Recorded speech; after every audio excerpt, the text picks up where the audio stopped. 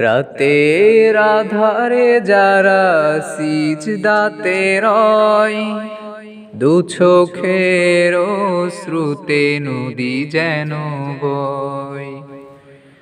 রাতের আধারে যারা সিজদাতে রয়, দু চোখের শ্রুতে নদী যেন ভয়। চলনার হাত ছানি যতই আসুক, পেছনে ফিরেও তাকাই না।